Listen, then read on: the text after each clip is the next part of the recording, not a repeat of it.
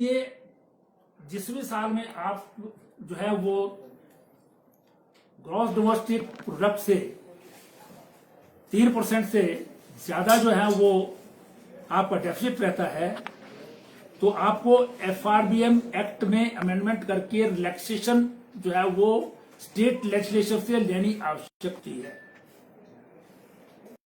मध्य प्रदेश की सरकार 2012 में श्री वीरभद्र सिंह जी के नेतृत्व में बनी थी।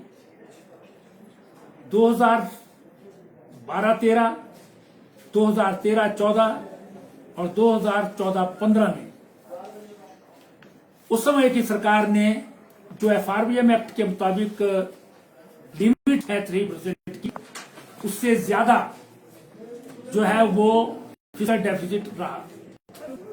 12-13 में 3.60, 13-14 में 4.23 और 14-15 में 4.05।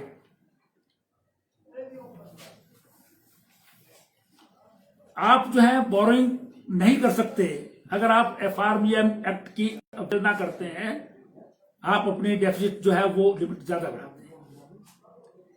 इसी प्रकार से वो जो एफआरबीएम एक्ट में उस समय अमेंडमेंट लाने की आवश्यकता थी, स्टेट लेजिस्लेचर से ऑथराइजेशन करने की जरूरत थी, लेकिन कांग्रेस गवर्नमेंट ने ये नहीं किया। ये इरेगुलरिटी जो है वो अभी तक जो है वो बनी रही। 2019-20 में हमारी जो बोरोइंग थी वो एक सेंटर से हमको कैंपा के अंतर्गत जो है 1600 करोड़ रुपया मिला। वो हमारा ही पैसा है, हम खर्च सकते हैं उसको, लेकिन वो जो है वो आपके कर्जे में इंक्लूड होता है। इस कारण से जो है वो हमारी लिमिट बढ़ गई। उसको रेगुलराइज करने के लिए हमने ये एक्ट लाया है। इस एक्ट में सिर्फ 1 साल की जो है रेगुलराइजेशन है, जिसको मैं आपके सामने पढ़ देता हूं। ये बाकी चीजें जो है उस साइंस इत्यादि को छोड़ करके, provided that the fiscal deficit may exceed the level of 3% but shall not exceed 5% of the estimated gross state domestic product in the financial year 2019-20। 5% से कम रहा। ये सिर्फ 2019-20 के लिए था। उससे पहली साल में भी इस सरकार ने बोरोइंग लिमिट से कम कर्जा लिया है। उसके बाद की साल में भी 2021 में भी कम जो है वो खर्चा लिया है। जो विधानसभा में मैंने फिगर्स जो है वो पूरे के पूरे दिए हैं। आपको भी चाहिए होंगे तो आपको भी जो है वो मैं दे सकता हूं। लेकिन ये कैंपा के कारण जो उसमें ज्यादा हो गया, उसके लिए सेंट्रल गवर्नमेंट ने जो है वो हमको ऑथराइज किया कर्जा लेने के लिए। हम जो है कर्जा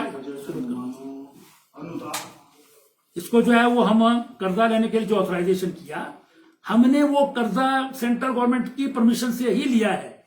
जो हमारी मार्केट वैल्यू है कर्ज लेने की, उससे पूछ करके लिया है। ये हमने अपनी मर्जी से लिया है, लेकिन उसमें साथ में कंडीशन थी कि भी आप ये कर्जा ले सकते हैं, लेकिन ये आपको अपनी लेजिस्लेचर से अप्रूव कराना पड़ेगा। इसलिए हमने ये एक्ट लाया। लेकिन जब हम एक्ट लाया, विधानसभा में रख दिया, इन्होंने इंट्रोडक्शन पर ही ऑब्जेक्शन किया, तो हमने सारा रिकॉर्ड खंगाला, जिसमें पाया कि कांग्रेस गवर्नमेंट ने तो हमें अवहेलना की है एफआरबीएम एक्ट की। उसको भी रेगुलराइजेशन करना जरूरी है। इसलिए हमने संशोधन कल ही दिया इसका कि भी 12-13, 13-14, 14-15 का भी जो ज्यादा है उसको भी रेगुलराइज कर दिया जाए। इनकी गलतियों को जो है वो ठीक करने के लिए हम ये अमेंडमेंट लाए हैं। अपना तो हमने एक्ट के मुताबिक ही, जैसे ये ज्यादा लिमिट हुई, एज सून एज पॉसिबल जो वर्ड है एक्ट में, उसके मुताबिक हमने ये अमेंडमेंट जो है वो हाउस में लाई। लेकिन सदन में जब इंट्रोड्यूस हुआ था तब भी इन्होंने ऑब्जेक्शन किया था, और हम समझते थे कि ये पूरी तैयारी और पढ़ करके आएंगे। लेकिन बड़े दुख के साथ कहना पड़ रहा है कि हिमाचल प्रदेश विधानसभा में विपक्ष के बहुत ही वरिष्ठ लोग जो सरकार में रहे हैं, उन्होंने ये अमेंडमेंट पढ़ी ही नहीं। उनको जानकारी ही नहीं थी कि क्या एक्ट जो है वो हम अमेंडमेंट लाए हैं, किसके ऊपर हमको जो है वो चर्चा करनी है। इसमें फ्यूचर का कोई मतलब ही नहीं है। ये तो सिर्फ 1 साल की रेगुलराइजेशन है। आइंदा अगर बोरोइंग जो है आपको लिमिट बढ़ानी होगी तो आपको जो है वो लेजिस्लेचर में आकर के एक्ट को अमेंडमेंट द्वारा से करनी पड़ेगी। हर साल करनी पड़ती है जब भी आप बोरोइंग करते हैं। तो इसलिए बिना पढ़े और बिना सुने, अगर सुन भी लेते, अगर खुद नहीं पढ़ा था तो सुन लेते और सदन में जो है वो चर्चा करते, तो हम समझते कि ये जो है वो जेन्युइन लेजिस्लेशन पर जो है वो डिबेट कर रहे हैं। लेकिन इन्होंने बिना सुने, बिना पढ़े जो भी कहा है वो सारा जो है वो एकदम गलत है, जनता को गुमराह करने वाला है। केवल मात्र जो है मीडिया को और गैलरी को प्रभावित करने के लिए सदन में जो है वो वॉकआउट किया है। अन्यथा एक भी शब्द इस एक्ट के ऊपर हमारे कांग्रेस के जितने भी नेता बोले हैं वो इस पर जो है कोई भी बोल नहीं पाया है, बोला ही नहीं, क्योंकि उन्होंने पढ़ा ही नहीं था, उनको मालूम ही नहीं है। एक्ट बड़ी छोटी सी लिमिटेड अमेंडमेंट थी ये।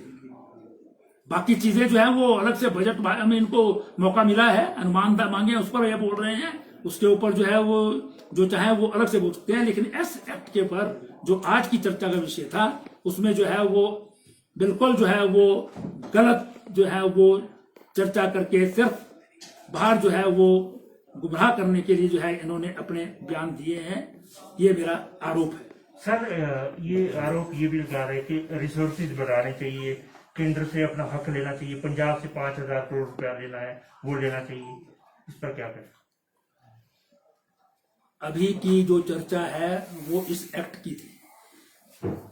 आज जो कुछ भी सदन में बोला जाना था वो सदन की मर्यादाओं के मुताबिक और जिस चीज पर चर्चा होती है उसी पर बोलना है। ये अमेंडमेंट सिर्फ FRBM एक्ट की थी। बजट में क्या होगा क्या नहीं होगा आपने छापा भी है, इन्होंने उसके ऊपर चर्चा भी की है। पूरे 17 लोगों ने, कांग्रेस के लोगों ने जो है चर्चा में भाग लिया है, उसका जवाब मुख्यमंत्री जी ने दिया है। और अब ये आजकल अनुदान मांगों पर चर्चा हो रही है, ये अपोजिशन वाले ही उसके ऊपर कर रहे हैं। आज तो विषय सिर्फ FRBM एक्ट का था।